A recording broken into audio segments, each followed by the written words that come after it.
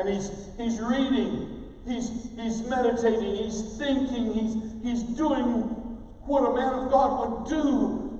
Oh, maybe he'll stop and speak a word from Scripture. Maybe he'll speak a word from God. Maybe he'll stop. Maybe he'll see me. That would be amazing.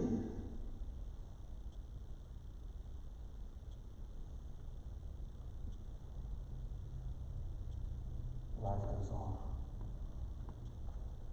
Oh, here comes a young couple. Here comes a young couple. It looks like maybe they just got married.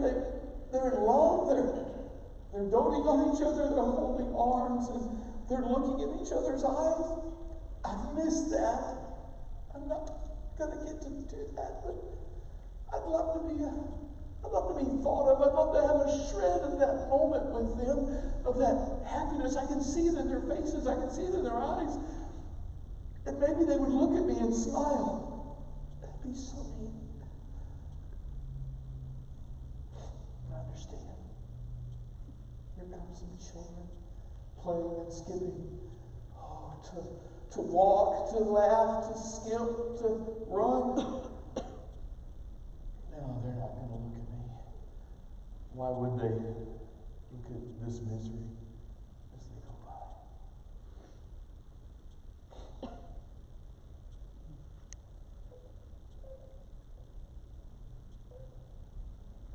Will I be made whole? You're asking me? Me?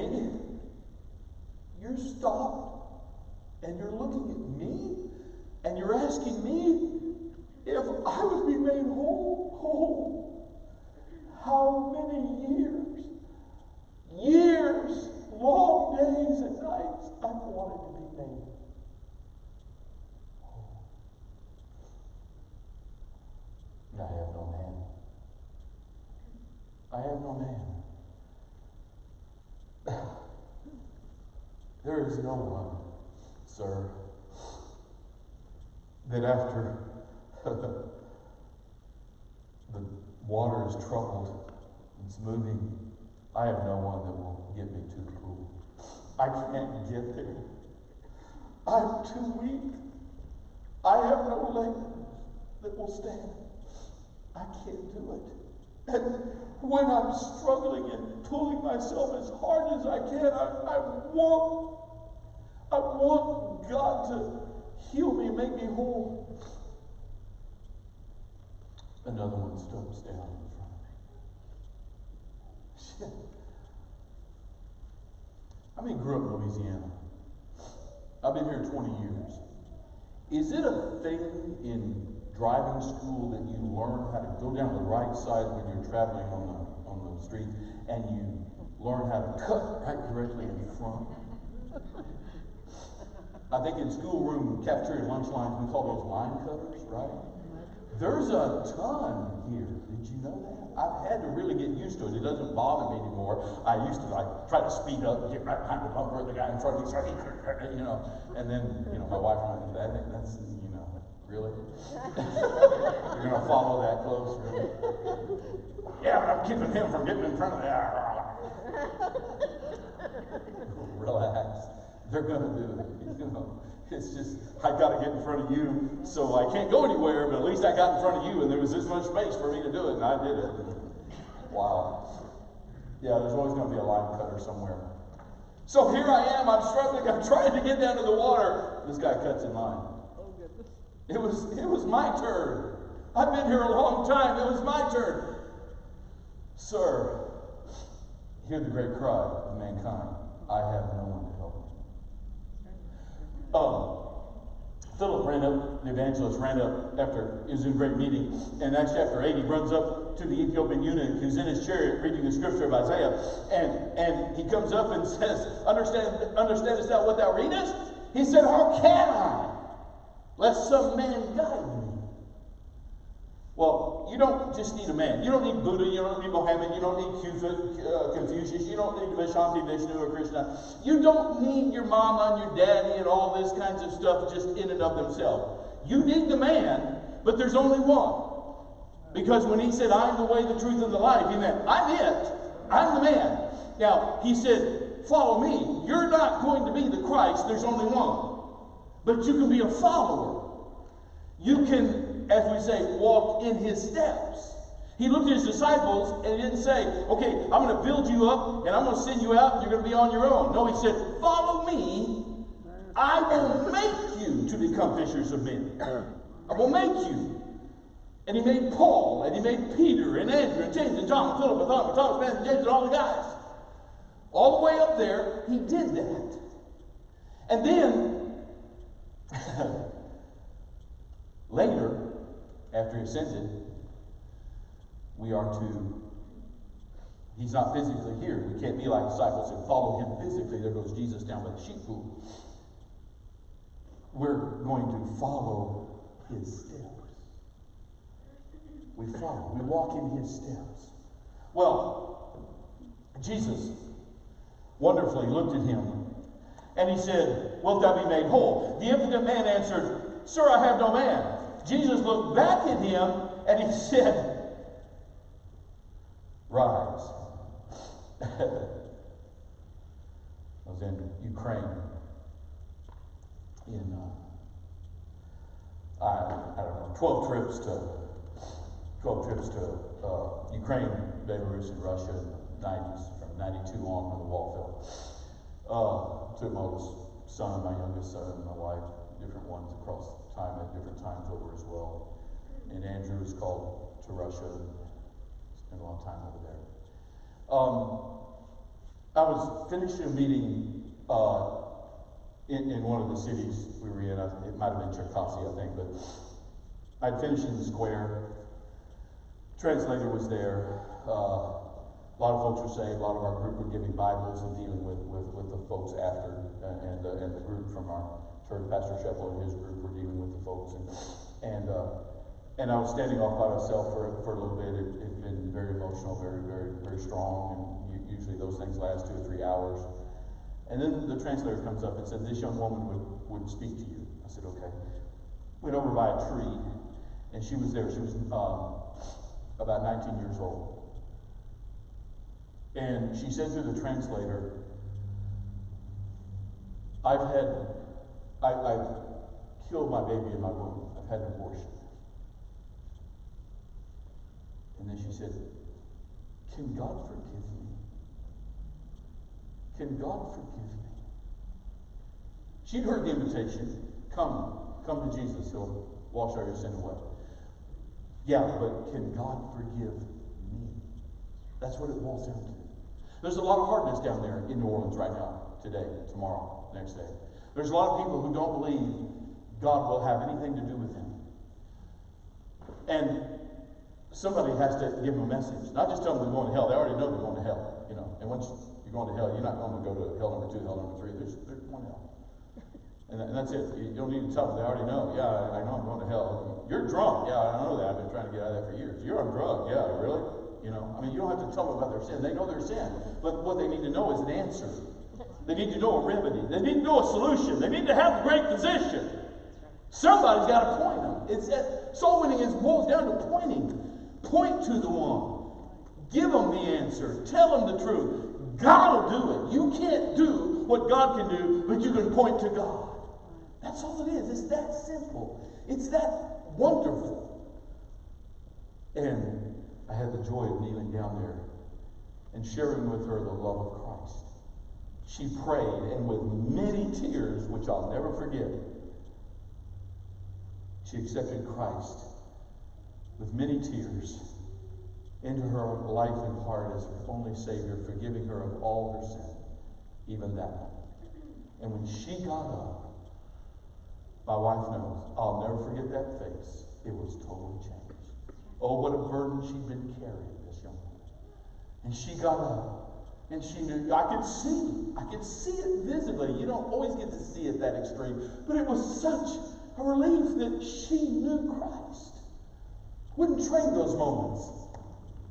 There was a woman at the door. I was knocking on doors in Rawlins, Wyoming. Rawlins, Wyoming is where the Wyoming State Penitentiary is. It's a really rough, tough, windy, deserty place. No reason to go there unless you're an evangelist. Anyway, so we were having a meeting. We had several years of meetings there. And I was knocking on one door in an apartment building with the pastor, knocked on this door, and this woman comes to the door, and I said, we had flyers, and we're, got a meeting going on this week. I'm the evangelist. I'm busy. I just can't, there's no way in the world. And I said, what's your name? And she said, my name is Martha. I said, can I read to you this one verse? And I'd already turned to it in my New Testament. And I turned to it in Luke, and I said, can I just read this to you for a second? Martha, Martha, Martha, thou art careful and troubled about many things. She looked at that and she said, I said, is that you? And she went like this. She said, yeah, my husband's left me. I've got my kids. I'm trying to figure out how to pay my bills. I'm just stressed and pressured. You've never been there, have you? You can't identify, can you? You're an American. Of course you can identify. Wow, this is 2020. Of course you can. I had the joy of going on. One thing is needful. And Mary had chosen that good part, which will not be taken away from her. Would you like to know what that good part is that Mary chose? She said, would you? I said, sure. Thought you never asked. Yeah, she does. That's what it's all about. They're out there. Jesus knew they were out there. The Pharisees didn't. The scribes didn't. The young couples, as well-meaning as they are, have eyes for each other. The children are growing up and only focused on what they want and will do. Most people don't care. But we have a song that says, does Jesus care? And I think that line goes on. Brother Brand says, oh yes, he cares. Oh yes, he cares. And that's what his people are like. That's what church is like. That's why I love coming to church, because you're coming in to a lot of people that care, don't you?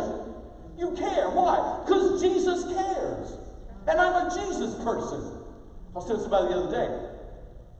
Now don't take it wrong, but I came into this in 1973. Do you know what kind of flares and bell-bottoms and stuff we wore in 1973? How many are older than 60? Really? Yeah. Show me your pictures, too. Show me your sideburns. Show me your hair. And I had it back then. I know. When I walked down the street, I took my wife down there in 1975 to try to find the chapel on Bourbon Street. Bob Harrington down there in his place on Bourbon Street in 1975. And we went down there, and he wasn't there. The assistant pastor gave us 3,000 tracts and said, go on down. You want to know about Bourbon Street and tracts and stuff? Here, go hand these out. And then he closed the door. I said, okay. And we went on down there. I had all these checkered, flared bottom pants and white shirt and a bright red tie. And I had, I was part of the Jesus movement. Yeah, I was. Yeah. People called me a Jesus freak. Loved it. I had a big Bible. My mother I kept going around saying, praise the Lord, praise the Lord. I kept praise the Lord. So she got me one of those big leather Bible covers for my Bible. I had a Bible this big, and it had praise the Lord on the front. That's all I just said, yeah, amen, praise the Lord. I'd carry that big Bible everywhere. I thought that's what you did. I didn't know when I started going to churches that they were like, oh, a big Bible thumper, are you? And I thought, really? I had more persecution inside the church than outside. People were like trying to throw cold water on me. Family members trying to say, yeah, I understand, son, but you'll get over it. I did. Yeah, look at you. Really? You're supposed to get over Jesus? No one told me or sent me the memo. I didn't find it in there that you're supposed to get over the excitement of getting saved. I didn't know that. Now, I know we can't go around yucking it up all the time and joyful, but you can go around with the joy of Jesus. You can invite people in. Look, there was a moment in time, in history, in reality, in Jerusalem that Jesus stopped, and that man looked at him, and he looked back, and it was like, hey, you want to get saved? Guy stopped us. We were on the streets. So I directed the street ministry out of Southwestern Seminary back in the 70s when I was there, and we would take out about 25. We had 3,000 people at seminary, and only 25 would go out on Friday nights or ever go soul winning, but oh well. And so I was downtown one night, and part of our group was down there, and there was on one of the streets in downtown Fort Worth, there was a rough area down there, and a guy got saved. Well, he was from Waco. He was in Fort Worth. He left his family. And we got him. And he said, we need to call your wife. He said, yeah. And we went down to a payphone. That's those, anyway, you know. And so he looked at it and said, would you call her? I said, sure, we'll call her. Well, we called the wife in Waco to tell her the good news. We found her husband and he got saved and stuff. And we interrupted a prayer meeting going on at that moment in her house. People at church she invited over to pray that someone would find her husband and get him saved.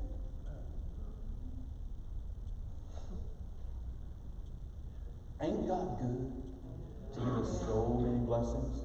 Undeserving. That's what we are. But why stop the train? Why stop it? My wife went, I started a little church. I left that Sunday I was mentioning. I started an Independent Baptist church, whatever that was, and I was it. And so I had to figure it out. And I met people like Lester Roloff and Joe Boyd, you know, John Rice and all these people back in the day, stuff. And I was brand new, but I just knew Jesus. So if you know Jesus, then we'll walk. So we went on visitation. We had visitation on Tuesday, Wednesday, Thursday, Friday, Saturday. I was an evangelist. You don't want an evangelist pastor in your church ever, because out of 100 people, we had 80 going soul winning every week. It was just we baptized 1,000 people out of a town of 7,000. You know, in those 7 years there, just going. But she went with a lady to visit somebody in the hospital, and we're all going knocking on doors that night on Thursday night. And so she went to the hospital, but she went in the wrong room. She got in the room and realized that that's not the person that's supposed to visit. But she decided, well, we're here, let's just see what this guy's all about. This is a guy who was there who had lived in Fort Worth many years before. He was older now, a lot older. And he had been in a meeting many years before, an evangelistic preaching meeting about Jesus. And he had, the invitation was given, the preaching was there, it was clear. And he was near the back, and he gripped the back of the pew. And the invitation went on, and all the songs were being sung, and he was like, he knew he should go down. He knew. He was under conviction. But he said, I gripped the back of the pew, and I didn't go. And then all of a sudden, the invitation stopped. And he thought, okay, it's over. And now I can't ever be saved. He lived his life from that moment on, believing he could not be saved. He had missed the moment. That's a sad life, isn't it? A burden. My wife had the joy, and she's a phenomenal soul winner, and especially with children and older people, and she just has a gift that just is a joy, and she's been obedient all these years, and I've watched her lead so many to the Lord. I had this strange meeting in Cheyenne one year, and we went out and started bus routes, and they had buses everywhere and stuff like that. And then we had the big high day. They were going to have a high day, and they had like, I don't know, 600-700 come in and stuff.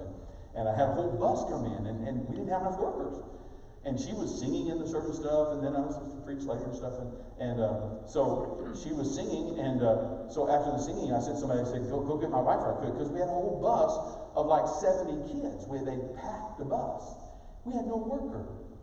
So I brought her out there, and she said, what? I said, I need you to take care of this bus, and make it like a children's church. And so she went in the bus. I had to tell her there were 70 in there, and I closed the door behind her and said, don't let her out. She had like half of those kids saved before it's over. It was just unbelievable how the work that she would do. She had the joy of leading that man to Christ that night. He finally saw, for the first time in his life, Jesus cares. I was so excited she came back that night, and I got up early the next morning, took off down to the hospital to go see him. The bed was empty. The bed was empty. He was gone to heaven. That was his night. She went to the wrong room, y'all. Wilt thou be made whole?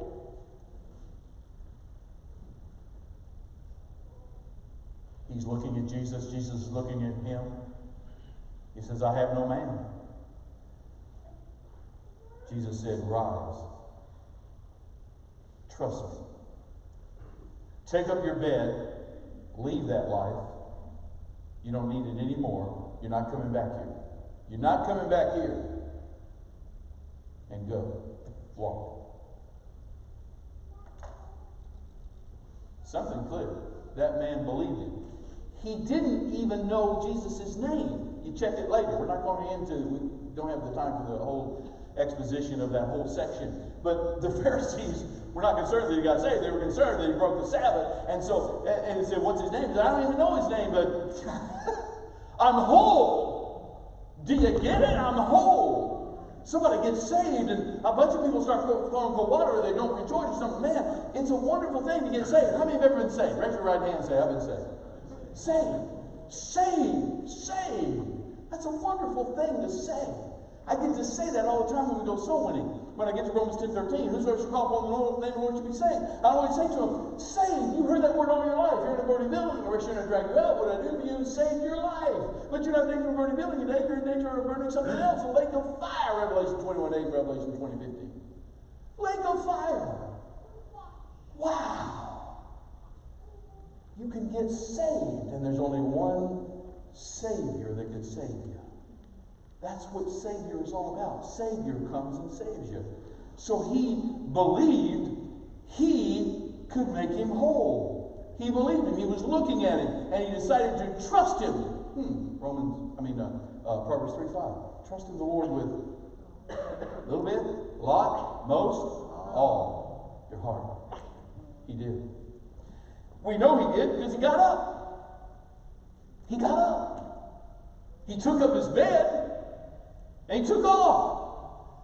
I don't know when was the last time, how many years before he'd been to the temple. We went to the temple, the Pharisees found him, it's like, come on. Where's this guy? Who's this guy? Why? Can't figure it out, huh? Blind man, man, you want to see him too? You need him too? There's always a Pharisee somewhere. Don't go with him. Stay with that is good.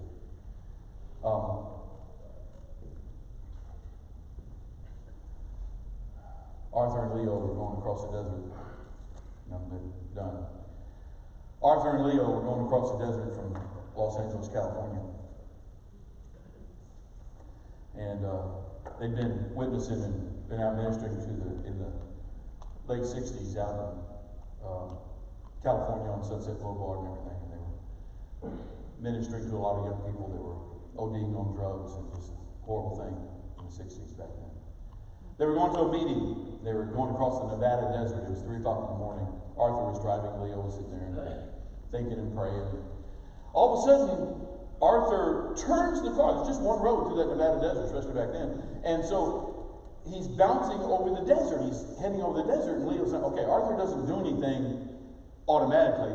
He usually had been in electricity. Leo had used to explain to us, that the electrical blips that come, and Arthur had gotten a blip of something, and he realized. And so he's looking. The car is bouncing over the desert. He sees one little light way over there,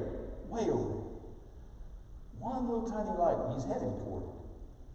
They finally get over there, and it's a construction camp. It's a construction crew doing something. But they had a little semicircle of trailers out there where the construction crew was there. One light on a pole in the middle.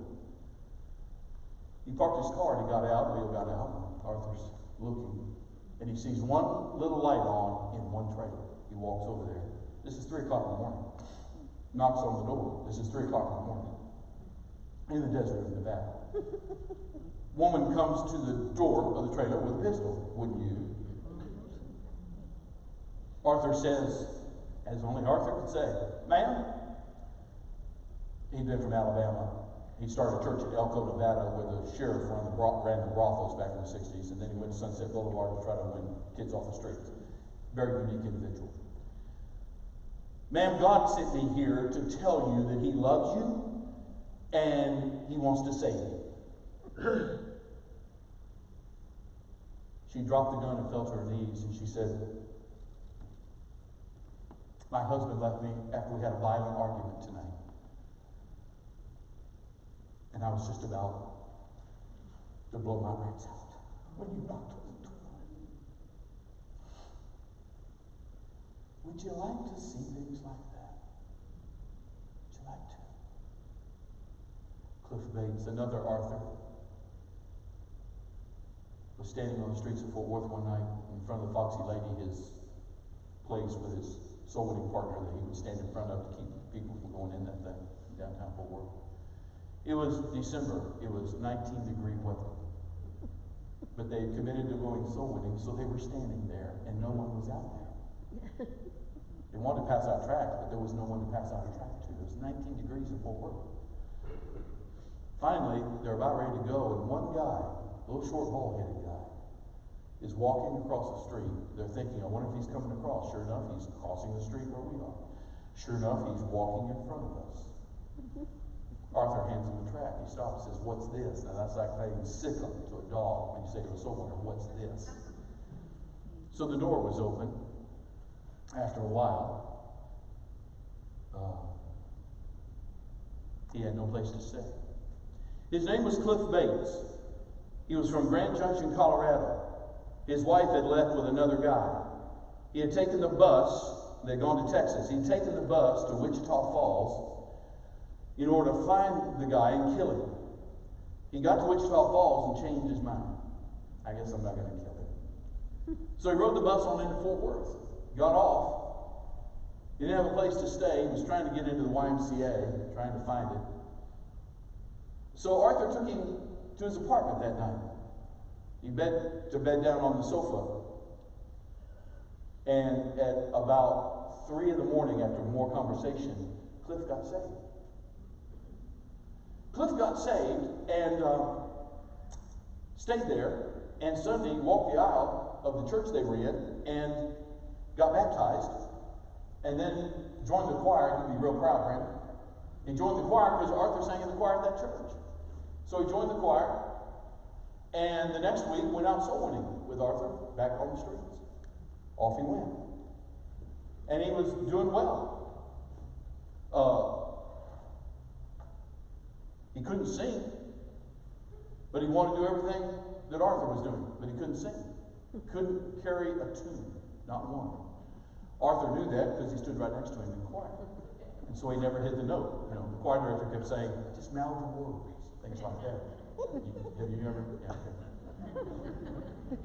My wife is not a choir person, she's a soloist. We know that because she was told that once by a big choir in Fort Worth. Tone it down. The problem was she hadn't been singing at that moment, and he still was picking on her. You know, that's just, you know, you're just so, you got every kind of thing you have to be perfect. So they moved away. They came back, and the church had moved to another location. They had a big multi-purpose building. First person when he toured the building, what that Arthur saw was Cliff. And Cliff came running up and said, Arthur! Said, Cliff! This is years later. What are you doing? They put me out here in a trailer. I live on the property, and I'm taking care of the maintenance guy. Take care of the guy. Wow. From murder to that. So you still going soul winning? Of course. Still singing the choir? Yes. Yeah. 1 out of 2, not bad. Yeah, I know that for sure because my first name is Arthur. I go by Preston. That was the other Arthur. I'm going to challenge you and we're done. Look, there are so many people out there that get saved, but somebody's got to see them. As I walk by people on the streets, as I see them in the gutter, as I see them, the soldiers lying in their vomit, as I see them come out of the places with their hurricanes and I know they're heading for trouble, as we carry the Navy people that are so drunk to their cars because they can't walk down the street and everybody's just yelling and screaming and laughing at them, as we try to help rescue people down there, rescue the perishing, the Bible says. That is what we do. That's what we do as a Christian, whether you're in America or Ethiopia or India or Russia or Ukraine. You help people. Why? Because you see them. Because Jesus sees them. And he's going to look at you someday and say, I was poor and needy. You saw me. You helped me. I was destitute. You helped me. When was it I saw you? When you helped those poor, you were helping me.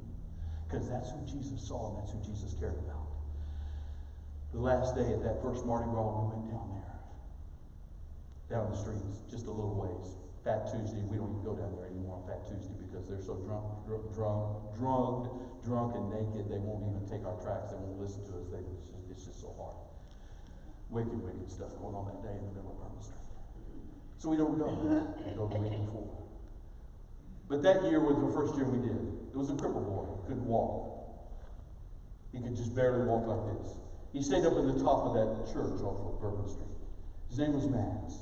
And Max was on a phone back there at the church. On the tracts they handed out was the phone number of the church. We handed out 100,000 tracts. We started seeing what Max was all about.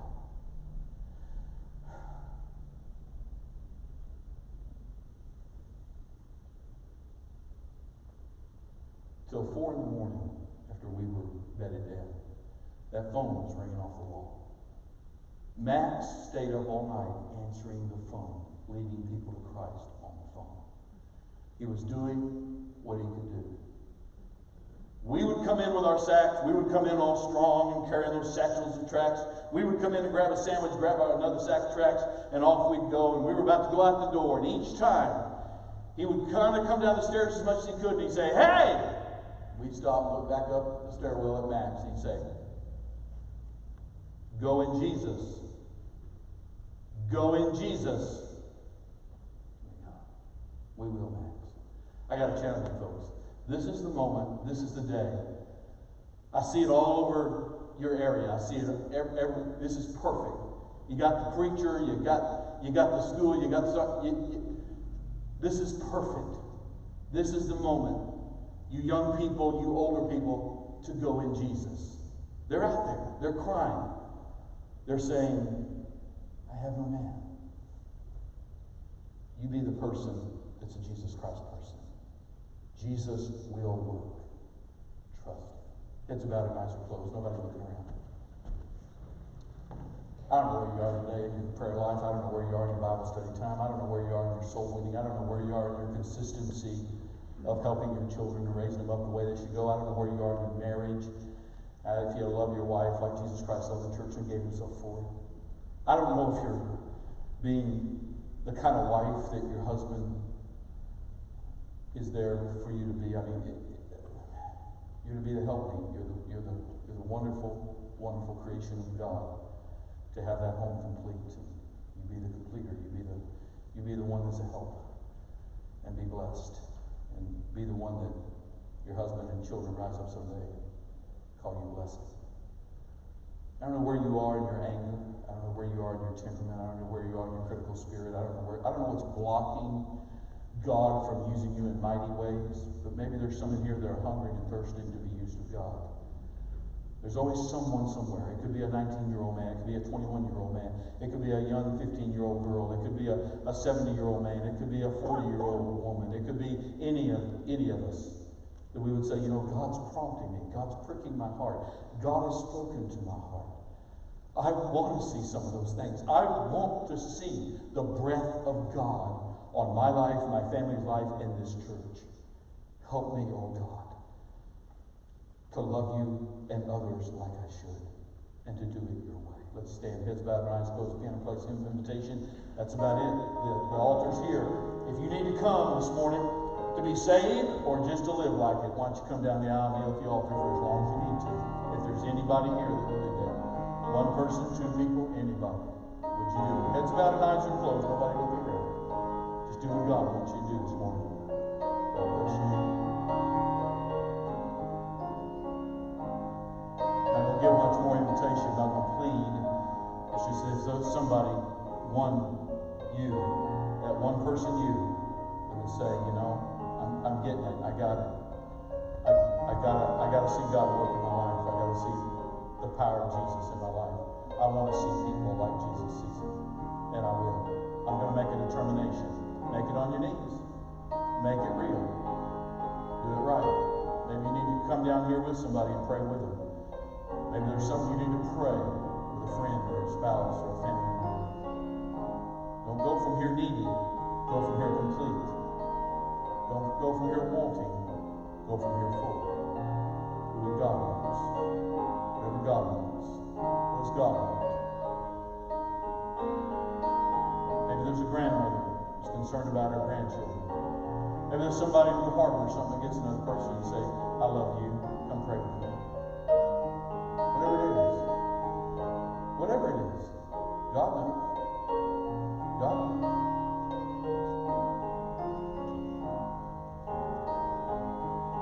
God knows. What is it that God wants in your life? Look this way for a second. What does God want?